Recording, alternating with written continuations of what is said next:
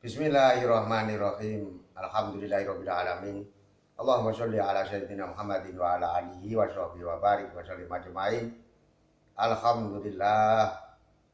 Alhamdulillahirabbil alamin. Untuk Allah yang sepenuh arsy-Nya, sepenuh kursinya, sepenuh alam semesta, sebanyak makhluknya, sebanyak ilmunya. Alhamdulillahirabbil alamin.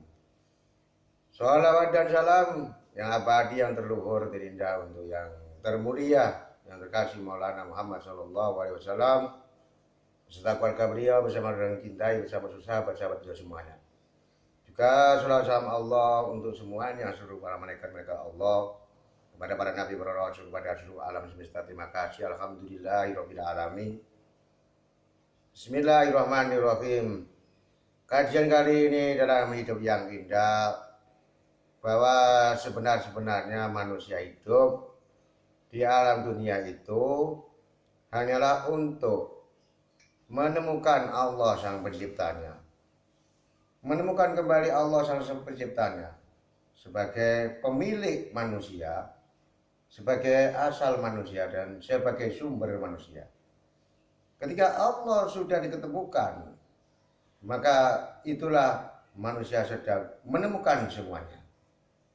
Karena tidak ada lagi tugas manusia kecuali mengembalikan pikiran jiwa hatinya kepada suatu ala siratim mustaqim, jalan yang lurus, jalan yang benar, jalan iman, Islam, dan takwa, jalan kebaikan yang murni, yang tulus, yang asli, yang abadi, yang selama-lamanya. Maka disebutkan oleh dawuhnya Allah Subhanahu wa ta'ala, wa ma khalaqtul jinna wal insa illa liya'budun. Aku tidak ciptakan jin dan manusia kecuali menghamba kepadaku. Arti daripada menghamba kepada Allah adalah tidak ada manusia itu menghamba kepada Allah ketika tidak tahu siapakah Allahnya. Artinya manusia itu tidak selevel, sekamar, ataupun sejenisnya sebagai manusia-manusia yang menghamba. Bahwa manusia tidak pernah melakukan apapun yang manusia itu lakukan ketika manusia itu tidak ada di dalam dirinya suatu hal yang manusia itu melakukan.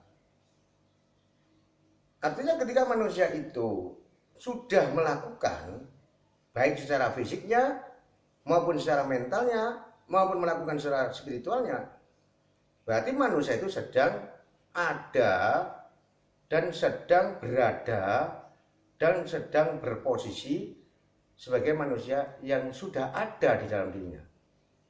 Manusia ada Allah di dalam dirinya, pancaran cahayanya Allahnya. Manusia yang sudah menemukan pancaran cahaya Allahnya di dalam pikirannya, di dalam jiwa dan hatinya, adalah manusia-manusia yang sudah ada kemungkinan untuk menjadi hambanya Allah saja. Ketika manusia sudah tidak ada pancaran cahaya-cahaya daripada petunjuk, daripada bimbingan, pertolongan, perlindungan sang penciptanya di dalam pikiran jiwa hatinya, tentunya manusia ini sedang menghamba kepada sesuatu selain Allah. Dia akan menghamba kepada kebendaan. Dia akan minta tolong kepada kebendaan. Apapun yang manusia itu ingin beli, apapun yang manusia ini ingin dapatkan, maka kembalinya kepada kebendaan itu lagi. Ya, artinya manusia itu sedang menghamba kepada benda. Terikat, terpasung, terbelenggu oleh suatu benda. Tanpa manusia itu,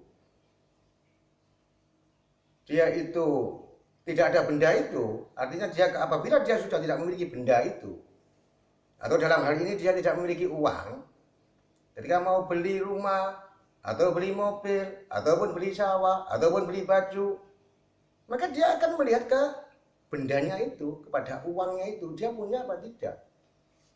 Nah, seorang hamba Allah Sebenarnya tidak seperti itu sebenarnya. Karena dia mempunyai Allah. Dia tidak bertanya kepada benda itu tadi. Kenapa? Ini aku beli ini, aku membuat ini, aku ingin ini. Tetapi ini adalah tugas, ini adalah perintah dari Allahnya. Bukan atas dasar hawa nafsunya. Bukan atas dasar dorongan kebutuhan yang manusia umum kebanyakan.